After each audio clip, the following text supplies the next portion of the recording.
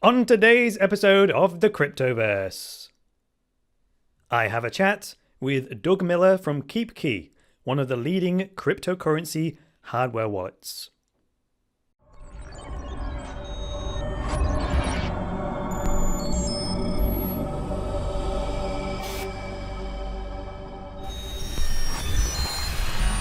Vaultoro is the one-of-a-kind online exchange where you can trade between gold and Bitcoin.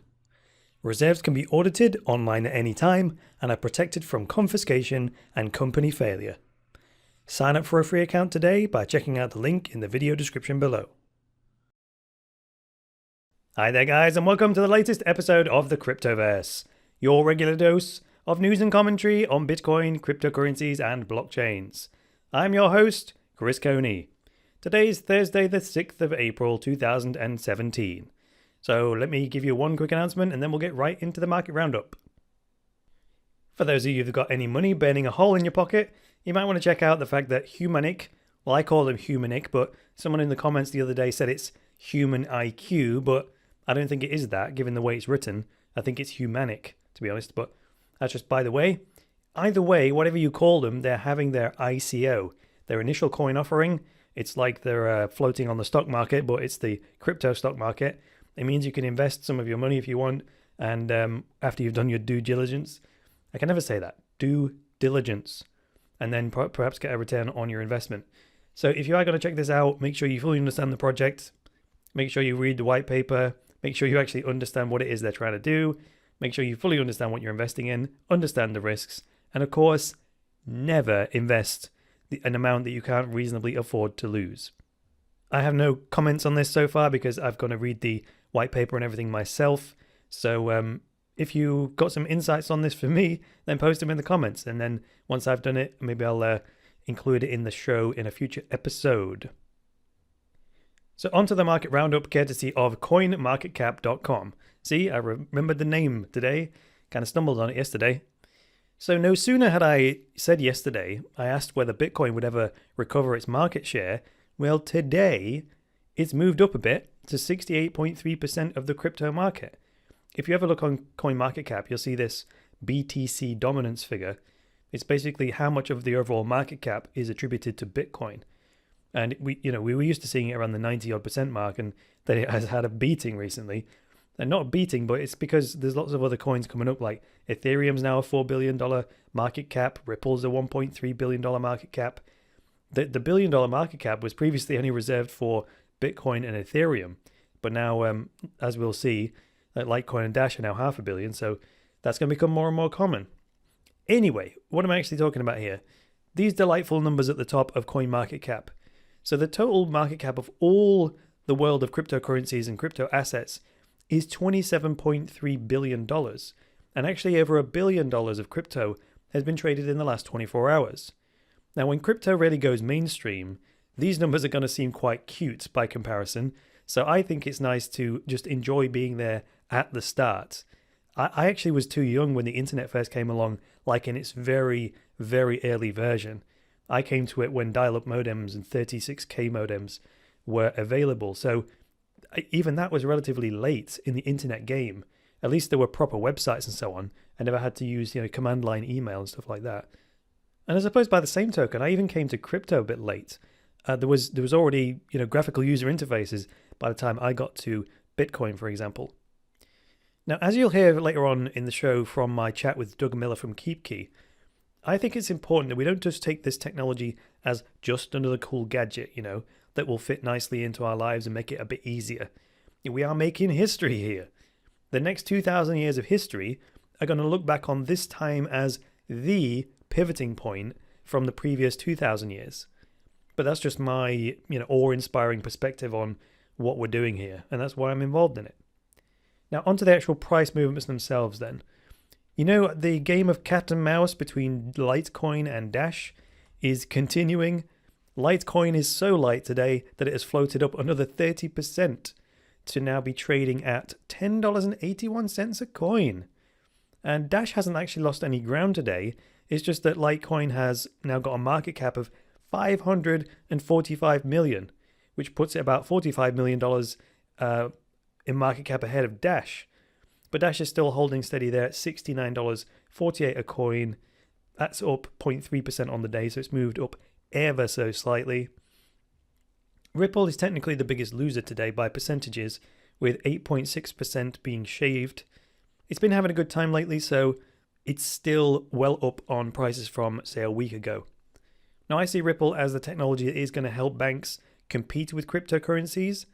It's definitely going to extend the life of the old banking system. However, I personally don't think it will be enough in the long term. But this is how things change, right? Something new comes along, and then the old stuff gradually kind of gets watered down to the point where the new has completely taken over. And as revolutionary as cryptocurrencies are, these transitions kind of take a lot longer than we might first expect. So that's just the way I see this. Rather than banks jumping on the public blockchains like Bitcoin and supporting all them, that's just a bit too much of them losing their grip. So I think they see Ripple as the less of the two evils, if you like. So I'm not saying Ripple is evil. Ripple are just, providing a need for a solution to a definite need. The banks need a way to compete with cryptocurrencies and features and so on, and they're happy to oblige. So good for them. Now, if I move further down the top 20 here, we have 4 coins that are also joining the double-digit club today. We have Decred, we have Stratis, we have Factom, and we have Iconomy. All of them have jumped more than 10%. Actually, Factom has jumped a good 20% in the last 24 hours. Now, I had a quick look at Stratis, and they're building this platform that allows developers who use the C# programming language and the Microsoft .NET framework to build blockchain applications. I think also the C# programming language was also created by Microsoft. I actually learned a bit of that. Well, not a bit of it. I actually wrote my final year thesis project at university in C# and the .NET framework. So it was actually a brand new technology at the time, which kind of places it in my memory. It was just created and being released to the market as I came to my third year of my degree. So I've kind of got a little soft spot for C# and .NET.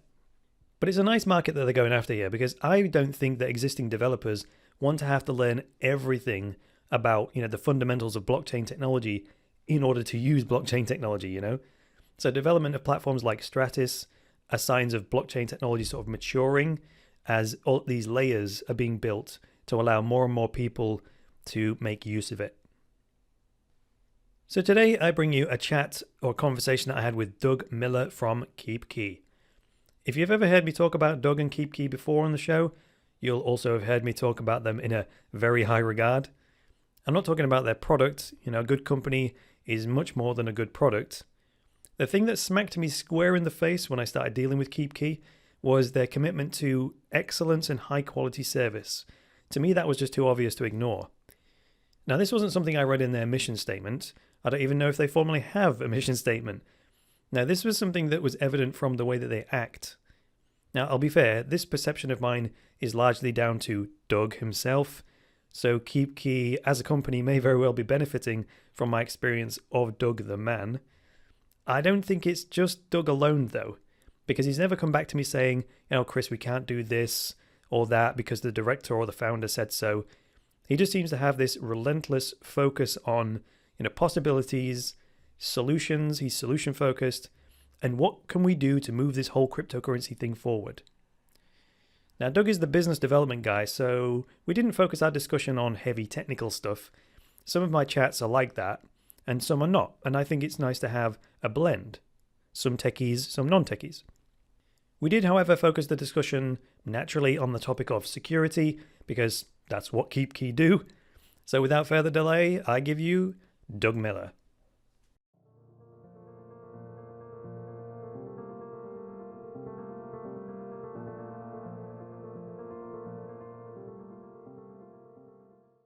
So I'm here today with Doug Miller from KeepKey.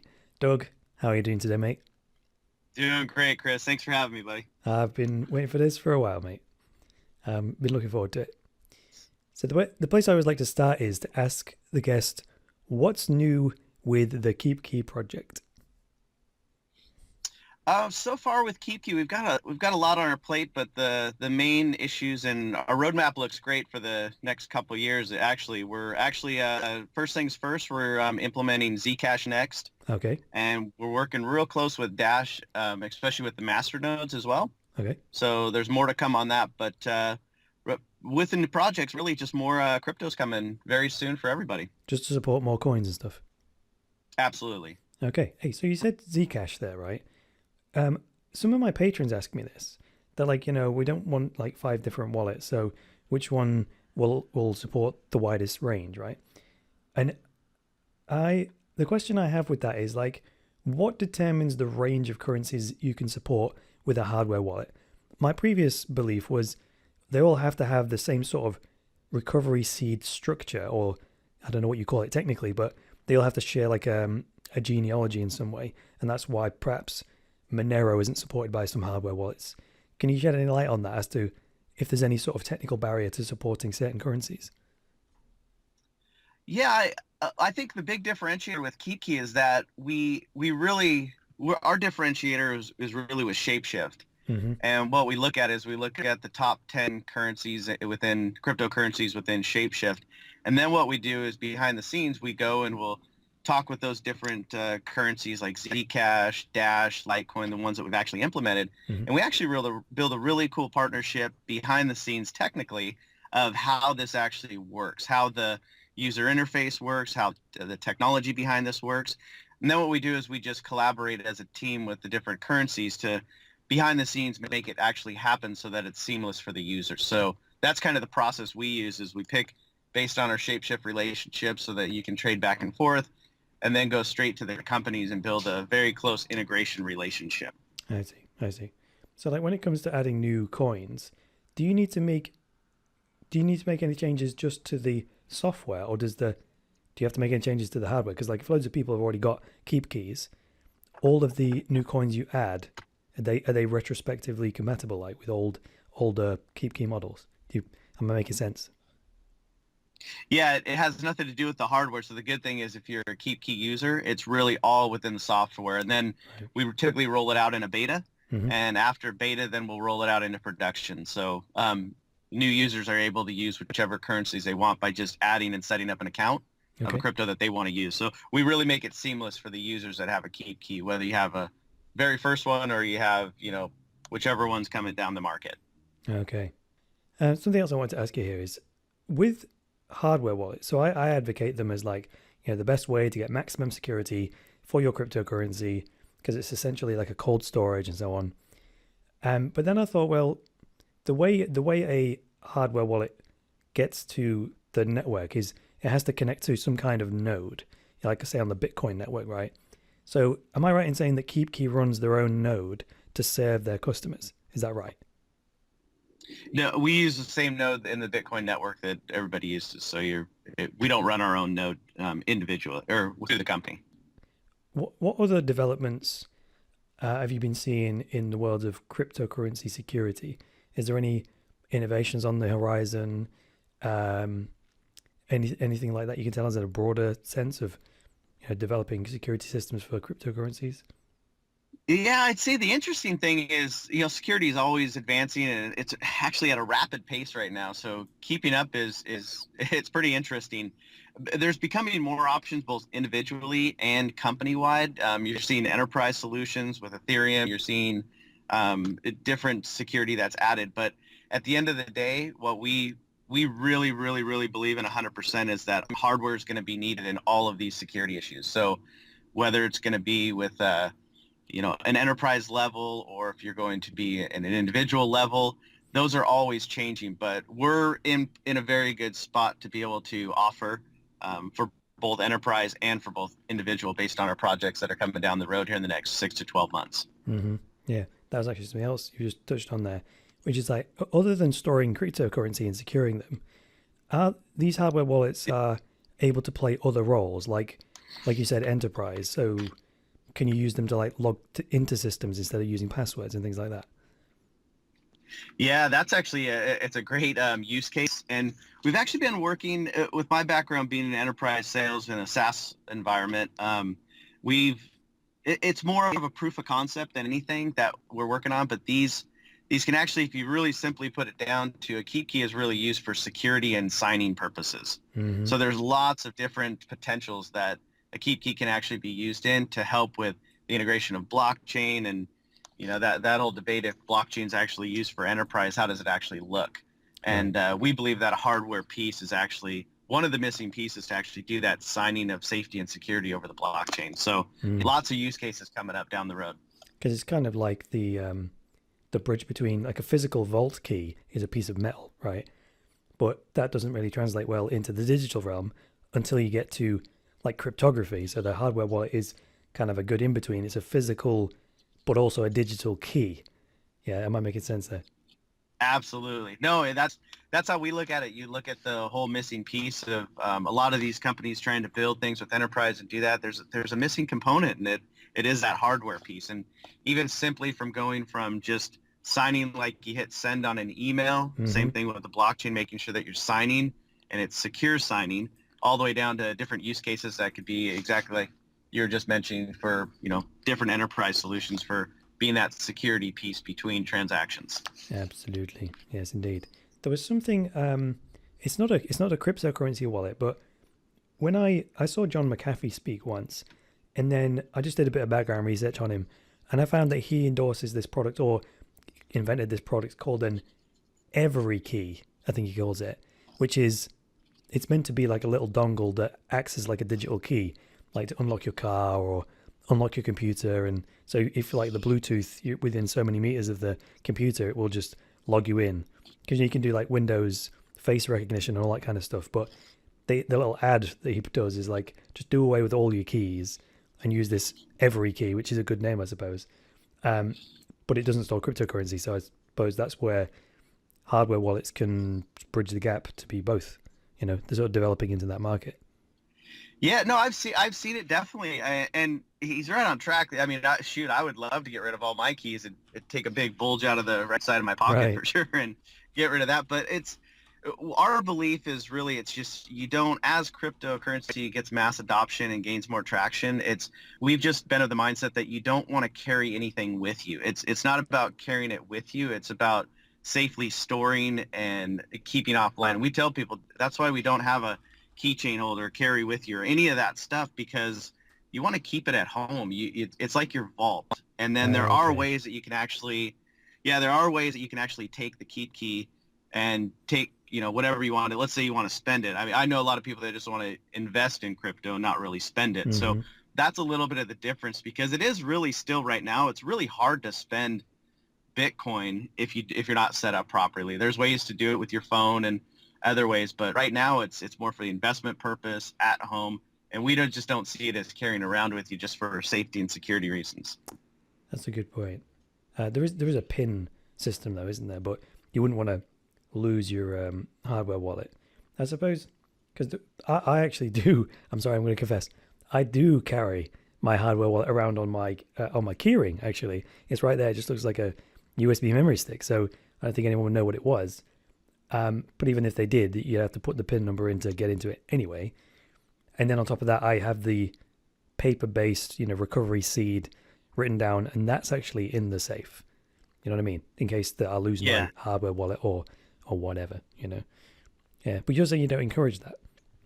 Yeah, I wouldn't say it's not that I encourage it. It's just as it gets mass adoption, our belief is just it's security reasons. Somebody sees you carrying around a Bitcoin hardware wallet, they might think that, hey, this guy has enough on his key or on his hardware wallet to actually justify carrying around a cold storage unit. So there are ways that actually you can. I actually use my phone with another app if I want to spend it. I try not to spend it because I like to keep it as an investment. But if I do want to spend it, there are ways that I'm actually able to use my phone, whether you want to use like Mycelium or there's ShakePay or Electrum or any of those other services that work really well with KeepKey, so that you can spend it easily and you're not having to carry around another device with you. Right. And you also sort of took me further into the future there. The question is, what happens when people start to recognize these things? Because I say, like, at the minute, most people would look at it and go, that looks like a USB memory stick. But what happens when people have the discernment and they're so common that people know that that's a cryptocurrency wallet? That kind of then might disguise as a USB memory stick. no longer works because people will know what it is, and there could be hundreds of thousands of dollars in there. You don't know, do you? But there could be. It's like carrying a big rucksack of dollar bills around.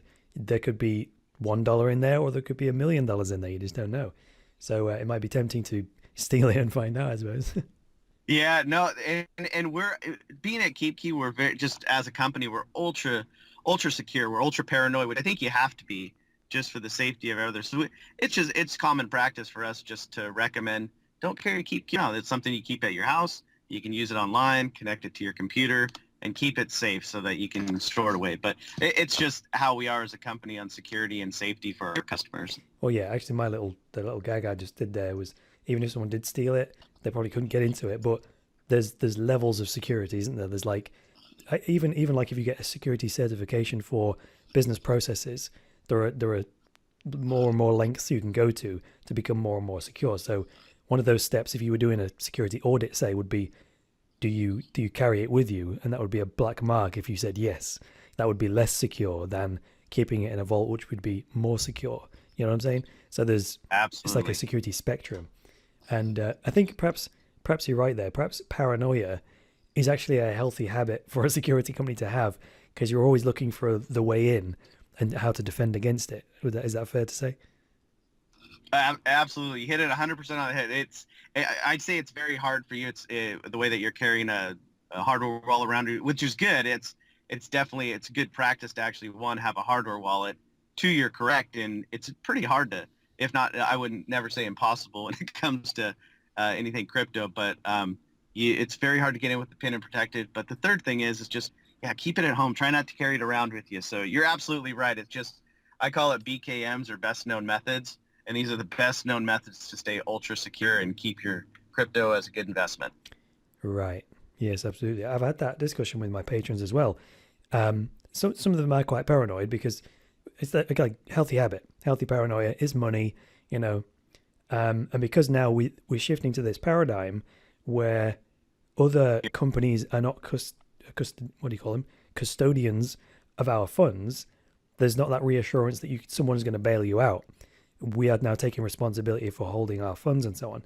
So that kind of ratchets up the paranoia a little bit, just to make sure, because it's a new habit for a lot of people, taking care of their own wealth. So for the time being, as we learn this new way of being, it serves to be a little bit paranoid. But I sort of give them, I don't know if this is reassuring or not, but to say, look, don't look for perfection, because that's an unrealistic goal that we're always moving towards. There's always more security to be had, and not every system is 100% secure. That's kind of what I'm getting at. Even though the probability of breaking into a system might be tiny, that doesn't mean that A, we take it for granted, or B, don't continue to look for ways to increase security and lower that probability. Is that fair to say? Absolutely. You hit it on the head. I agree 100% with that. Okay, cool. Maybe I should let you answer the questions rather than proposing an answer beforehand. Hey, we're a good team here. This is perfect. Okay, cool. So what did you call it? BKMs, best known methods? Yeah, I stole that from IBM, but it's BKM. It's my buddy used to use it, and we used it in the enterprise. It was just understanding, hey, learn from the past, learn from things that have happened. We went through the whole keeping your funds at a exchange, keeping it with a third party, going through Mt. Gox, going through all these different scenarios. Mm-hmm. If we're not learning about security, just watching others, unfortunately lose a lot of their investments. And it's just, to me, it's really silly just to not try and be as safe as you can be and learn from others. Absolutely right. Yeah, that's what boggles my mind sometimes, because I do like news and commentary on the Cryptoverse. I have this whole thing about media, and to my mind, media is wholly failing in its duty. So media it has the opportunity to provide like really useful education on a massive scale. So, but what the news media does is constantly just presenting the new problems in the world, right? And they just explain the new problems in detail, and that's the end of the show. So all they just leave you in the anxiety. And I'm like, to me, that's not what media should be. There's a golden opportunity. people are like, okay, I get it. There's this problem. There's this threat to my money. And then they're sat there waiting for some advice, some guidance, perhaps even direction as to where to find a solution. And you get nothing. And when I started my channel, I'm like, I don't want to be that. So when I'm commenting on the news, as best as I can, with my own best known methods, if I identify, this exchange has been hacked or that or the other, I don't want to leave the video just there to say, oh, by the way, someone got hacked. I do my level best to say, right, how could it have been prevented? Don't leave your money on an exchange, for an example, in that case. Or what can we do in future? Or what do we need to invent even? Like imagination. If there was a product that did this, then we'd be able to avoid this problem completely. You know what I'm saying? So that's what I try my best to do. Well, I'd say your media is probably the best I've seen in a lot of, I love looking at what you do because you do dive in deep. And it's like a buddy of mine always said, he goes, even Darth Vader has a fan club. With the media, sometimes they just want to pull you in with just the doom and gloom without any substance to it. So no, it's refreshing when you do pull up different solutions or problems and actually come up with solutions for people to understand how it worked, where it worked, and how to prevent it, of all things. Right. That almost sounded like I was Darth Vader for a second there. No, yeah, I'd say media and whole. People are attracted to that, right? I know. You're kind of That's you're the whole solution. That's why I let you finish, because you went, well, even Darth Vader has a fan club. And I was like, oh, thanks, mate. Thanks very much. Yeah. That's no great endorsement, So that all came off the back of this BKM thing. I really do like that. It's the best methods we've got. And that very phrase is dynamic, because as soon as we find a better way, that becomes the new best known method. And again and again and again. So every invention, every innovation, every time you push the security envelope forward, that suddenly becomes the best known method, right? Yeah, and I've lived my whole life on that of just, ever since I learned it, I love the everybody has an acronym. So I thought, hey, I'll have one myself. And it's as you learn, these are just same things like we even teach our kids, what's the best known method? We've been through it. So now here's how you prevent it. Here's how you go through it. So yeah, best known method is actually the way that we're going to progress. And the more we learn and how rapid security is changing, it's going to be something definitely to live by, so we can all help each other out. For some reason, I prefer the phrase best known method to best practice. I don't even know if they're the same thing, are they? Are they the same thing?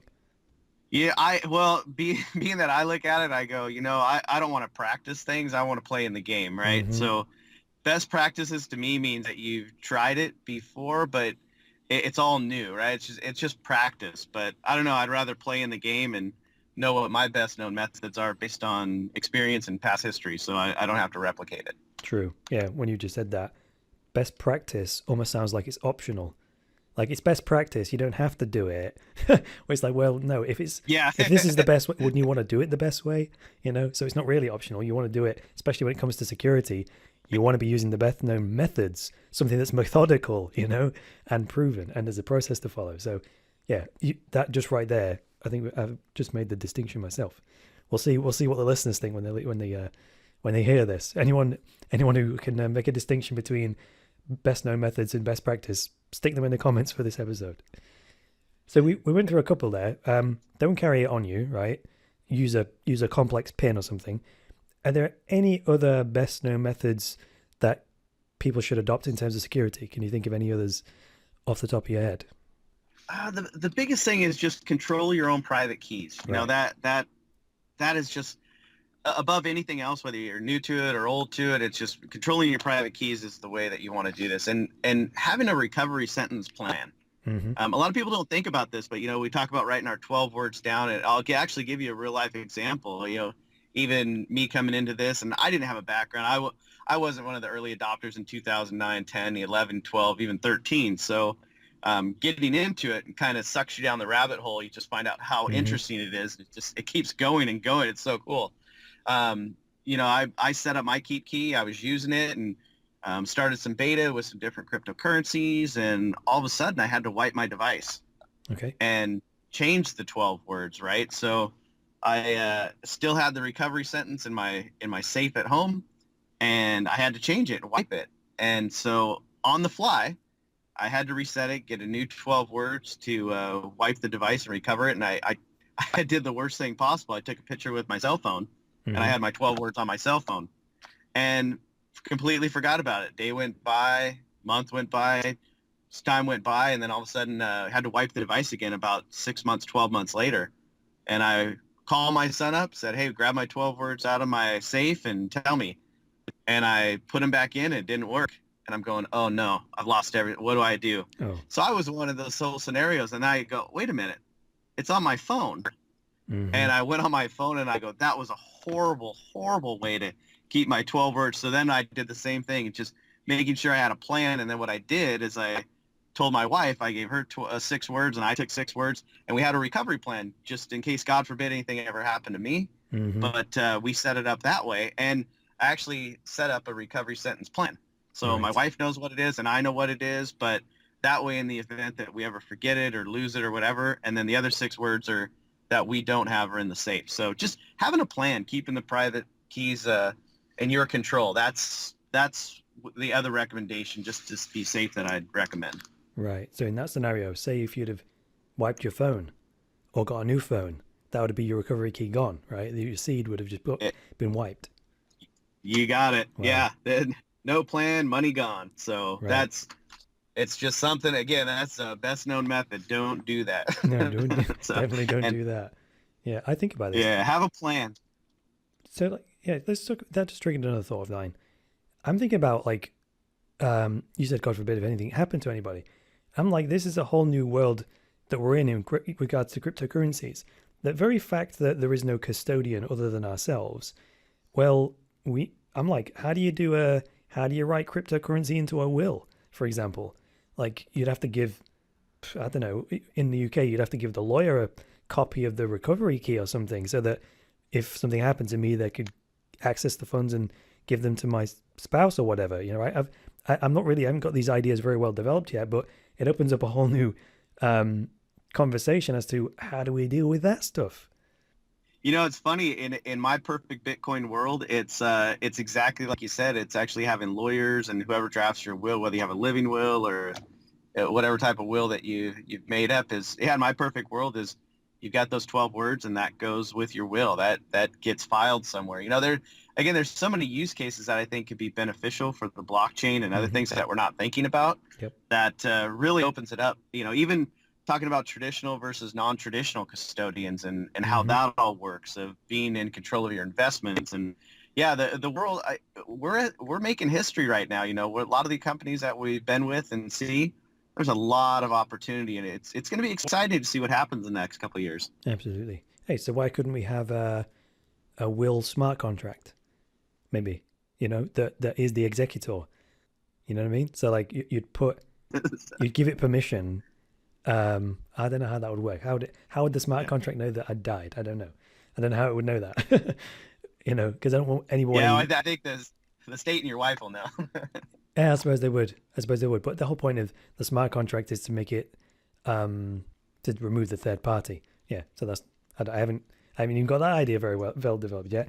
I suppose there's going to be all these hybrids in the meantime, right? Where we blend the old world and the new world while we figure out how to do this stuff, you know, in purely decentralized ways or whatever. And sometimes maybe we don't need it to be 100% decentralized. In some cases, don't require that. You know, progress would be better than what we've got. No, you know, it's funny. I think me and you just spurred off 15 new companies coming up. So we'll see how that plays out. No shortage of opportunity there, right? You know? Definitely. Okay, a couple more questions then. This is a new question I've come up with. If you yourself had a magic wand and you could wave it and solve just one problem in the world of Bitcoin, cryptocurrencies, and blockchains, what would it be? You know, it's so funny. I was thinking about this. I think we'd all have the same magic wand, and we'd all want to solve the block size debate. So really, that would if we could just you use your one wish on that. I would definitely use my one wish on that. Okay, and you're not saying which way it would go. You're just saying a solution, you know, that would move us forward.